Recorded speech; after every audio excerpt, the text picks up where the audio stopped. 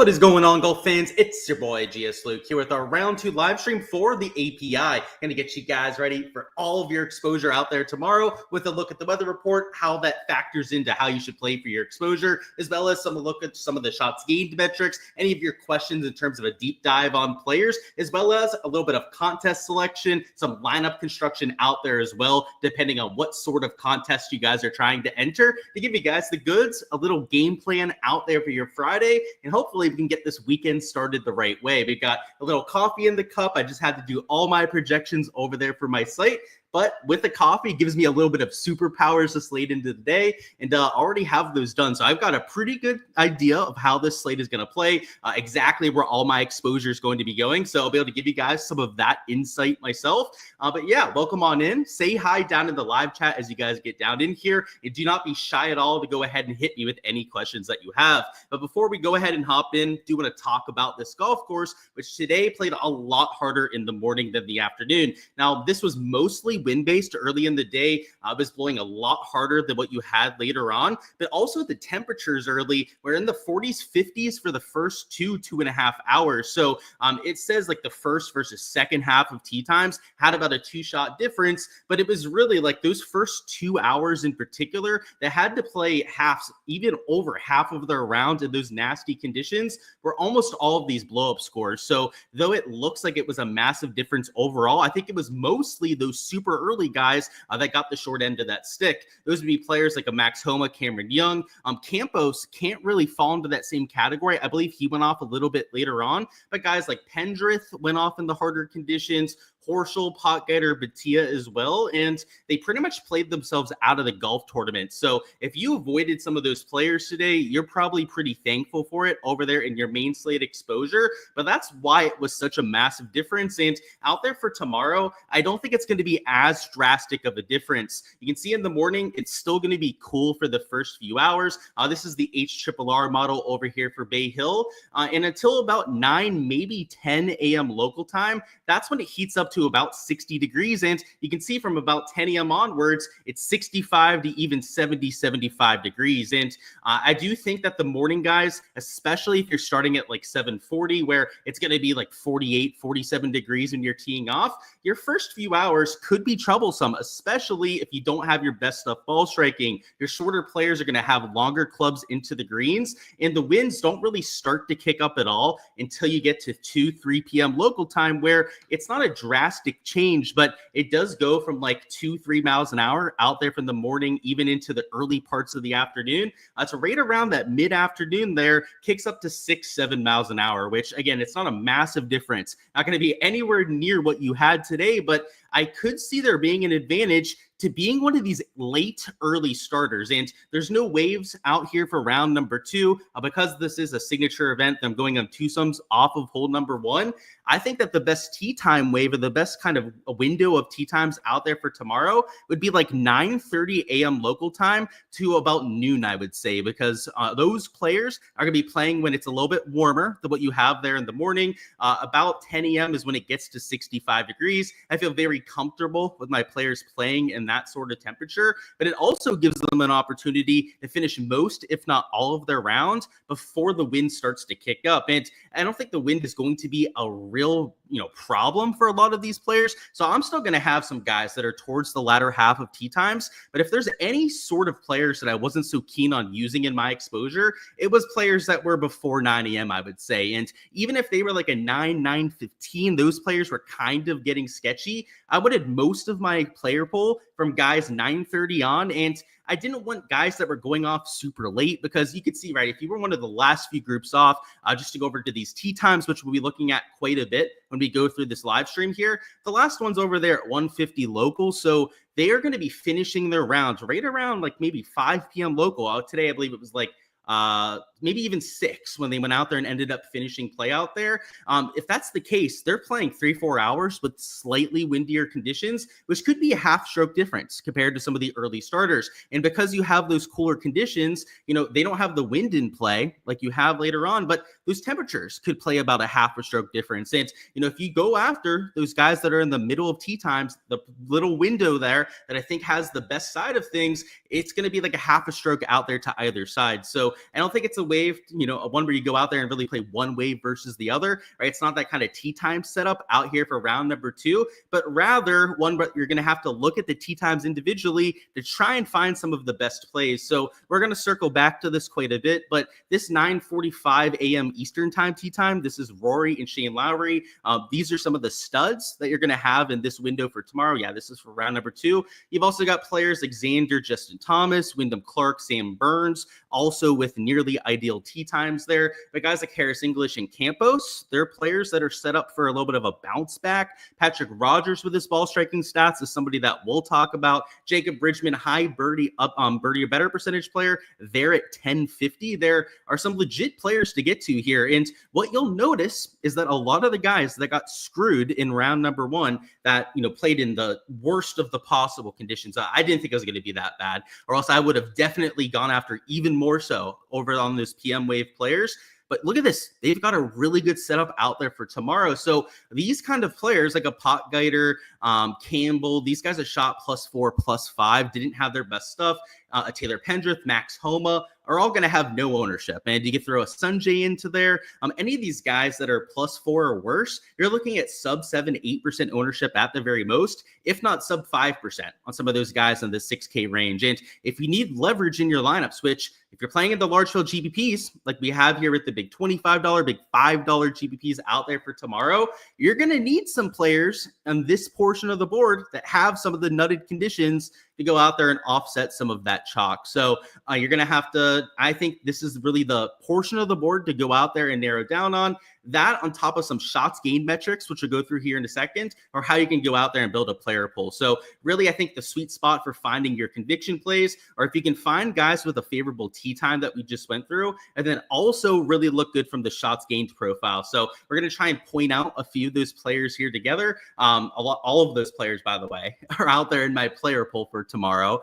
So I already know who they are, but we'll go through it together organically, so I can show you guys the research process of finding some of those players. And we're going to start to build a lineup around it over here on this side too. So we're going to mix in a little bit of the contest selection at some point as well, but let me know if you guys have any player pool questions, and we're going to do our little scavenger hunt here, a little Easter egg hunt to try and find some of those really good plays. Let me refresh this actually, make sure we have the latest shots gained metrics to go out there and reference, and let's catch up on chat. Wasn't able to do so earlier. I saw we had Goku Lek down there in chat first. He's always quick to the draw. Love to have you down there. Welcome on in. We got Brian down there as well. What's going on, baseball dad? No kids with sports tonight, so you're finally catching it live. Dude, I remember those days. Me and my brother playing 2-3 sports growing up. It's a job of its own. So tip of the cap to you for staying on top of that and being able to play DFS. And yeah, glad to have you in the live stream for once. That's awesome. What's going on, Ross? Solid on day one. Agree with you on that. It's GPPs could have been a little bit better, but other than that, it was a really good week, especially in terms of betting so far. What's going on? And Steven, also Jose, welcome to the live stream.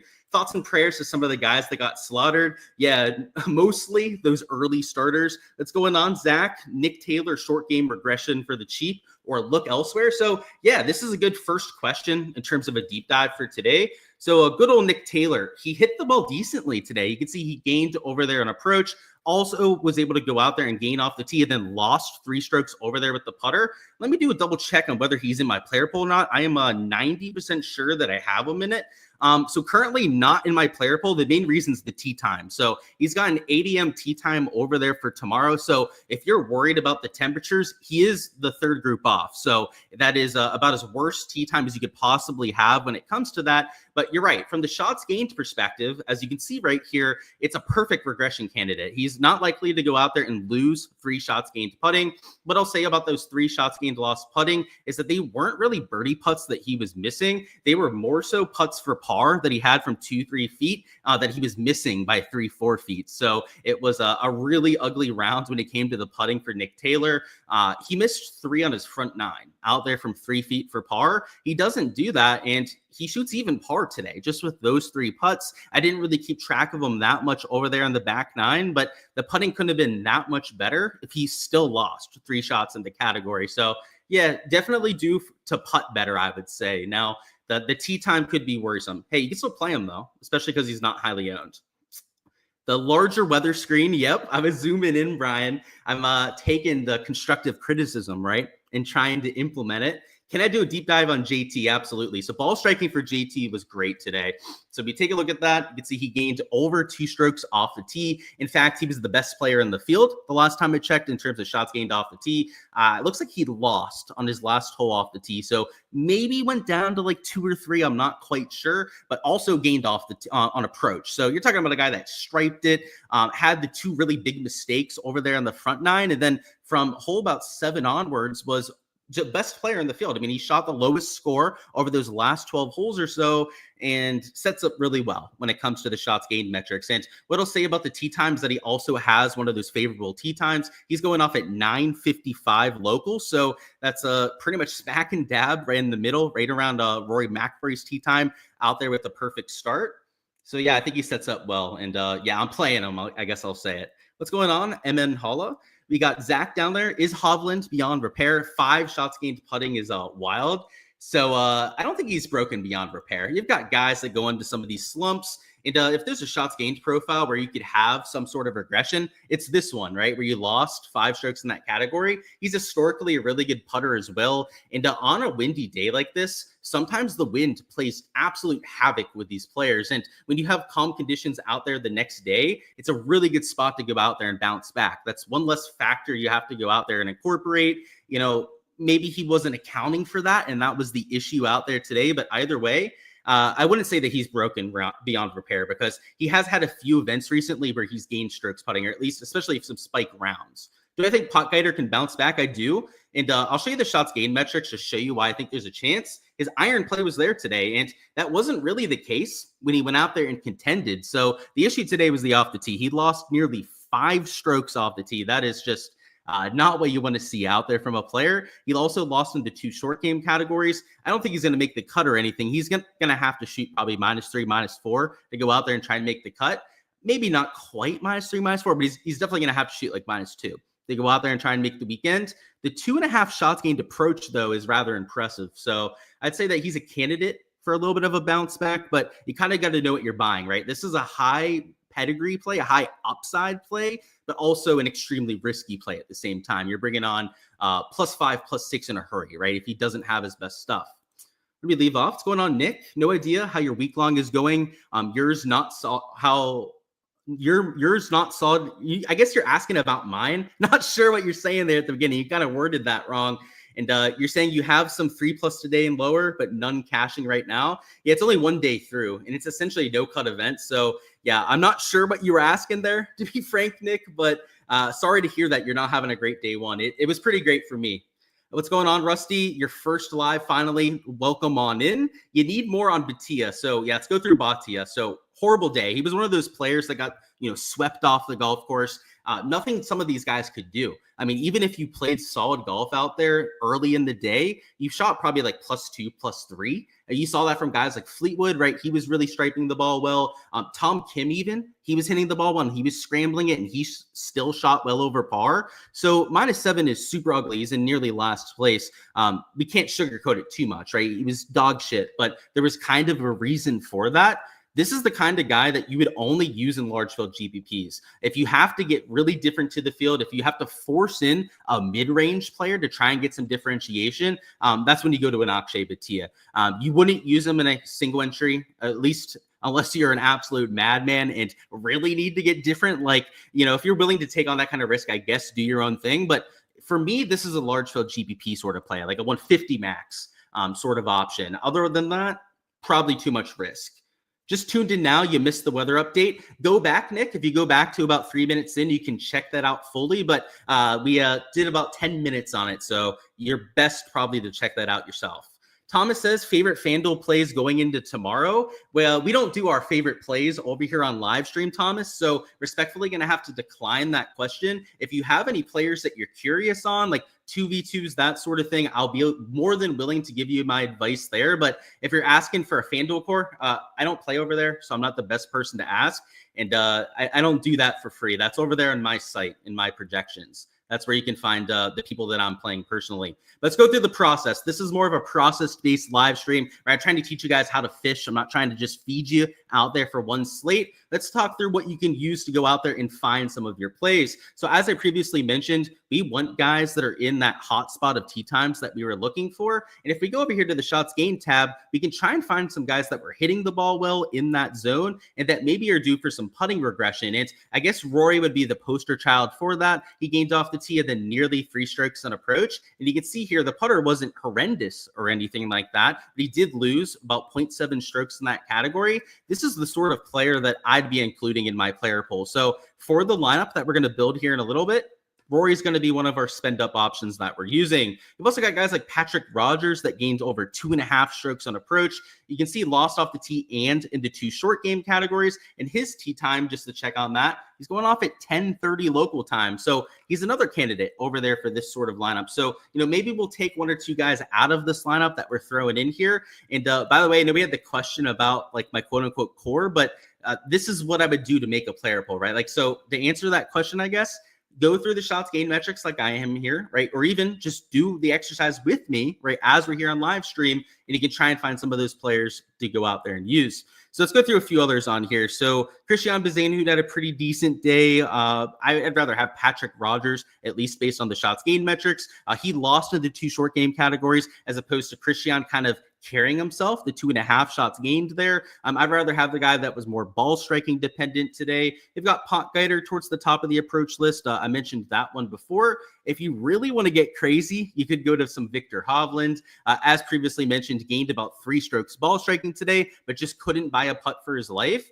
And the thing that's nice about Viktor is he's going to come in relatively low owned as well. So let's go ahead and throw him into this lineup as well. He's down there in the 8K range. So it also gives us more of a balanced lineup construction by throwing in an 8K range player there. And let's find one more to go ahead and mix in. And Aaron Rye would be a guy that kind of stands out. JT Poston, who, by the way, he's kind of been in bizarre world over the last month or so. The reason I say that for Poston is that he's normally one of the best short game players that we have on the PGA Tour, and in particular, one of the best putters that we have in all the PGA Tour. But look at this. He's lost strokes to the field in his last 1, 2, 3, 4, 5, 6 events out there on the PGA Tour. So, and if you go back, look at all this dark green that you have on here. Like even when he wasn't gaining, like normally he was about neutral for most weeks. And he had some stretches out here in Tour. Look at this one here, but it's just green across the board. So kind of troubling what you've seen from JT Poston recently, but you would argue that long-term, he is the kind of player that normally makes a whole lot of putts, especially on Bermuda grass. If you take a look at the Bermuda putting stats, he's one of the best players that we have in this field.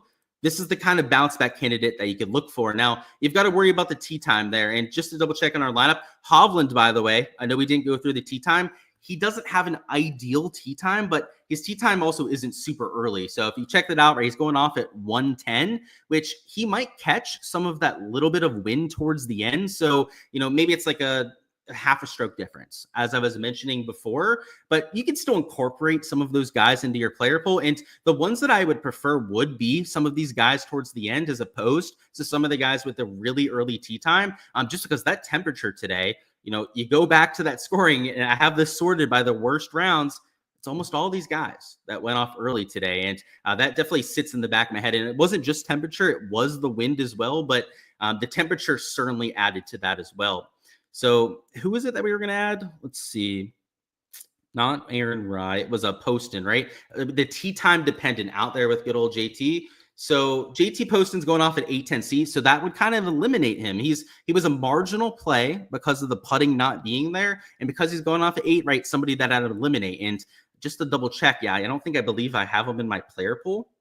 If I do, I may have to amend it. Yeah, he's not in my player pool out there for tomorrow, mostly because of that tee time. So to try and find someone else, I think Aaron Rye is in that tee time wave that we're looking for. So Aaron Rye would just be a really easy one to go ahead and mix in. And you can see here, he's going off at 11:20 local time. And the reasoning for that, the reason why I thought he was a decent play, gaining close to 2 strokes approach per round and losing about a stroke putting per round. So you go over here, you throw in Aaron Rye into the lineup, and you've got 8,000 for your last two spots. And what I like with this core four, right? This is what probably we're going to stop this lineup construction here, is that you've got Rye, who should be relatively low owned. Hovland, who will be sub 10% most likely out there in most contests. Patrick Rogers will be sub 7% owned. Yeah, sure. Rory will have some ownership. I've got him over 30% out there in my personal projections. But as long as your last two players here aren't mega chalky, and I guess just to give you an example, like let's throw in a Sam Burns at $8,600. Burns, by the way, he had just kind of like an average day, like due for some regression, I would say, especially if you take a look at the stats. I'll show you what I'm talking about here. You'll see that on approach, he lost 7 strokes in that category. That is just not going to happen again. And you can see the issue. You had the water ball, I believe, on 17, double bogey on 13 caused by the approach shot, and then a triple bogey there on hole number 6. So it's pretty much impossible to get a read on how he actually played on approach today when he had, 3 penalty strokes there, two over there at 17 costed by the approach play. I mean, that's 7 strokes right there. That could have been all the approach play into the negative. So he's due for some regression. And if he can putt like he did, somehow hit some more greens. I mean, you can't lose 7 strokes approach out there again. Could be a guy that you can go out there and play. And I guess the reason I say that is that I am using Sam Burns out there in lineups. He better hit the irons better. That's for damn sure out there tomorrow. Your last mid in here, though, out there with this kind of lineup, in the large field GPP, because we've got some leverage guys already mixed in, even if you went with a slightly higher owned player, I guess like a Denny McCarthy, a Grazerman for sure, might be a little bit higher owned than some of the other guys around him. You probably get away with it because you already have some of those pieces of leverage. Whereas, and a lot of the chalk, by the way, are going to be players that played well out there round number 1. Are these sort of guys up here towards the top end of the board. So that's why I said Grazerman might be a little bit more popular, but guys like Bazane Connors, Bradley, of course, Wyndham Clark, your first round leader, Shane Lowry, they're at $8,900, are going to be significantly higher owned than some of the guys around them. And what I normally say about round 2 showdown is don't overreact, right? Don't have that round 1 overreaction that a lot of the field is going to have. Those shots gain metrics are helpful, like we were just looking at, but they're not the end all be all. If you have somebody that goes out there and loses across the board, right? One of these guys that's maybe like 7 strokes over par, 6 strokes over par, like a Taylor Pendrith Bhatia over there at +7, you're going to get a few of these guys tomorrow. I guarantee you. This is a guarantee from Luke out here. Of these guys that are like +5 to +7, there's a good amount of them here. Let's say like a dozen of them. You're going to get 1 or 2 of them that is a near optimal play out there in DFS. So I'm scattershotting some of these guys that are more high upside players. I'm looking for breadcrumbs in the shots gain metrics, right? Trying to find anything to go out there and try and use as a conviction. Like Potgieter, you've got the approach stats to go out there and hone in on. You've got the regression for guys like Minwoo. I mean, look at this. He lost 6 strokes approach. Like, that is just not going to happen again, right? That was just due to a few bad shots. Same thing with guys like a Sam Burns. Like, he's not going to lose 7 strokes approach over there again. Those are the kind of bounce back candidates that you want to consider. You don't have to use all of them, right? Some of these guys are going to fall flat on their face. If you're +6 to start and you start like +2 through your first few holes, ejecto seat mode, right? Like that sort of guy could just go out there and not care, but you're going to have some spots to go out there and get different to the field out there in those large field GPPs, which is why I'm considering that portion of the board. So in terms of your contest selection, that's also something that I like to go through on here. It looks pretty decent for tomorrow. You've got some decent sized contests. They are a little top heavy. Like this one's 25% to first, but that's the 4 entry $250. You've also got this, $100 single entry here. It's only 55 entries, but they've got a few other bigger ones out there. Let's click on golf so we can find just those contests. And let's bring it on to Showdown for tomorrow. So what you'll see here is you've got this big 555. It's a third to first place. Again, that's my only gripe with some of these contests is that they're just a little bit too top heavy. You've got the Sand Trap, big $25 GPP. It is a fourth to first place, but the payout structure is pretty much what you'd expect, I guess, out here for this sort of format. You've got some of the single entries here. Like there's the big long drive, the big $100 single entry out there for Showdown.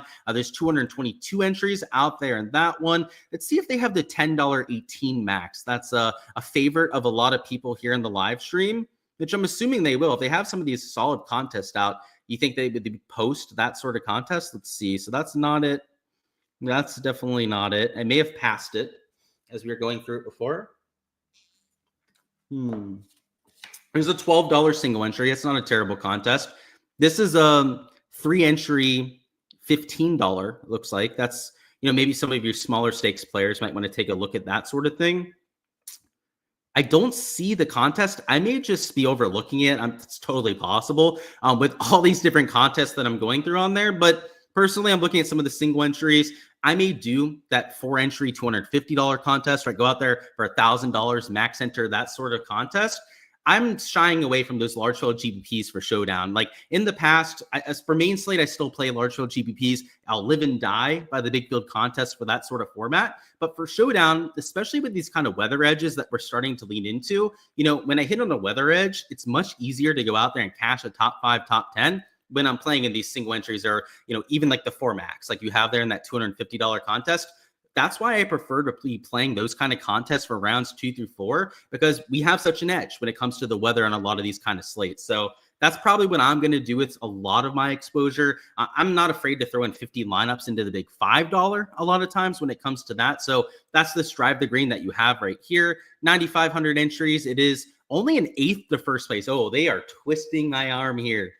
A payout structure here usually is trash. It is not trash over there for tomorrow. Is less top heavy than what you have with all these other contests. In fact, it's 12.5% out there to first place. That is maybe even max enter worthy over there for tomorrow. So I'm going to have to go through some of the single entries, see how much exposure I went on that side. But if I don't want any exposure, if I just want to go all in on this 150 max here, it's especially with my player pool, I've got a pretty large pool out there for tomorrow. It's doable. That's for damn sure. All right, let's catch up on chat, see what's going on, and then, hop on out of here. I think we've gone through a lot of it, but I do want to go through any questions you have. Where are we at? Deep dive on P-Rod. I love P-Rod, by the way. He's a loser, as D-Gen would say, but he's a good ball striking loser out there for round number 1. So the deep dive would be over 2.5 shots gained on approach and then lost to the short game. A decent bounce back candidate, I would say, Nick. I think he's in play for sure. Where did we leave off? Favorite FanDuel plays. So yeah, you saw some of those. Aberg and Scheffler is a great group, for sure. There's a few great groups, man. They've got a lot of the studs paired together, which is something that I wish they did a little bit more often. Should Rose scare us? Let's take a look, dude. So Justin Rose and his stat profile. Yeah, the 5 shots gained putting. Ooh. It's a tough one for me to get over, at least, especially let's take a look at the tee time. So he does have a good tee time. He's going off alongside Patrick Rogers. But yeah, I'm not playing him personally because of the shots gained putting. That's why I took him out of my player pool. That's normal for Rye. He can't putt. Yeah, that's true. It's kind of like Poston recently, right? Like he's losing strokes putting, but that's what he's done over the last few events. Bizarro world for some players, not so much for Aaron Rye. What about Hideki Matsuyama? That's a good question. Let's see how he's grading out in terms of his stats. Sorry, I'm on the wrong tab here. I've got a whole bunch on here. It's getting a little bit harder to keep track of, but let's bring up Hideki. So he gained around the green. He gained putting. This is a bounce back high upside sort of play. He's +1, so I don't think he's going to be super low owned, but Hideki Matsuyama is always the sort of guy that can pop out there for Showdown. So stat-wise, though, it's not the best setup for him. If you're going to use him, it's because of the fact that he's not chalk up there towards the top. In terms of my projections, let me give you a little idea, a little bit of a peek behind my projection wall. I've got him at a little over 10%, a little bit over 11%, actually, in terms of his ownership. Like guys around him like Fleetwood, Lowry, I've got it higher ownership out there than Hideki. Fleetwood, even despite having a worse round 1 score, I've got it higher ownership, partially because of how popular he was for main slate. Guys like Colin Morikawa that are $200 more expensive than Hideki, I've got a significantly higher owned out there than him. So he's not like a true pivot. In fact, I got Russell Henley lower owned than Hideki Matsuyama, but he's not chalky either. So there's a time and place for it. Oh, we got a super chat down here. I appreciate that, Dave, over there on the SHIPIT Nation channel. First time catching the stream live outside of weather draw and using the stone. What is the best stat that I'll use to sort by and build my core? Great question. And what kind of players do I use to eliminate? So we kind of did it here together, but just to reiterate it so you can implement it yourself, I like looking at a single round of approach stats. And you can look it off the tee as well. You can combine them, look at shots gained, ball striking. But these approach stats combined with a little bit of putting regression is how I normally go out there and make my core. In fact, when I'm doing like prop plays, when I'm going out there and trying to find guys for like unders on strokes, maybe overs on birdies over there on sites, this is where I flock to as well, because, and there's a really good reason for it. The approach play, your off the tee play, is the most consistent part of golf. Your golf swing from day to day is something that changes a whole lot less than what happens with your short game, which if you play golf, if you know anyone that's a big golfer, you know how frustrating it can be chipping, going out there and putting, having balls lip out, hit bumps on the green and end up rolling offline. There's a lot of luck involved when it comes to chipping and putting. So the guys here with the ball striking that are towards the top end of this list are normally where I start with my process. And then I try and find guys that are due for a little bit of a regression. So for example, a Patrick Rogers gaining on approach play, due for some short game regression. As you can see, he's losing in those two categories. A JJ Spawn, you could say the same thing about. An Audric Potgieter, you could say the same thing about. He lost into two short game categories. Viktor Hovland, you could say it about. JT Poston. Tom Kim also lost 4 shots gained over there with the putter. And Nick Taylor as well, right? He lost over 3 strokes in that category. These guys that were hitting it well, but just could not get the ball in the hole for whatever reason, you could easily see them get the ball on the hole more often. Now, could there be guys here that lost round 1 and that lose round 2? For sure. Like, those are the guys that are going to miss the cut out there for this weekend. But you're also going to have some bounce back candidates that go out there and flip the script, especially if they were some of the guys that went off early, like a Potgieter, Viktor Hovland, that were in the heavy wins. Putting in those wins is almost just as tricky as the ball striking. So, they hit the ball really well out there in that wind, right? That shouldn't be scoffed at. Maybe the putting's better when it's calmer tomorrow. So that's where I start with my process. Appreciate the super chat, and best of luck out there tomorrow. Is the HRRR model the most reliable? It is, Brian. So great question there. That's the one that I use the most. And we can take a look at some of the other ones as well, kind of just to confirm things. But this is the one that's the most, what's the word for it? It's like specific to a location. That's the word. I was thinking it's the most local model that you have. Like the one that is the most detailed. It's probably the other way that we could put it. You take a look at some of these other ones and it's for like a broader area, essentially. So that's why we take a look at the HRRR most times. But if you take a look at some of the other ones on here, they look pretty much the exact same. They've got a little bit cooler in the morning, maybe a little bit windier towards the afternoon, right? Cooler, getting a little bit warmer as the day goes on. This one icon looks pretty much the exact same as what we have there with the HRRR. And yeah, same thing with these top two, this GFS and then this ECM model that you have here. But what you'll see here, right, is GFS, this says 22 kilometers. This ECM says 9 kilometers. Icon says 13. That's what I meant by it's like for general area, right? So they take, I'm not a meteorologist, right? So I'm probably going to say something that's incorrect here, but these are more like zoomed out models, a little bit less specific than what you have with this one here, right? NEM says 5 kilometers, so it's a little bit more specific. But this one down here, that's 3 kilometers, is even more zoomed in than you have with some of the other ones. So that's why they say it's probably the most accurate out of the bunch there, and why we focus on it a little bit more than the other ones. And I will say, now that we've gone back over to the sheet, they've have updated the HRRR. Those wins out there towards the end look a little bit more significant than they did before. Not that much different, but maybe just a hair higher than what you had towards the beginning.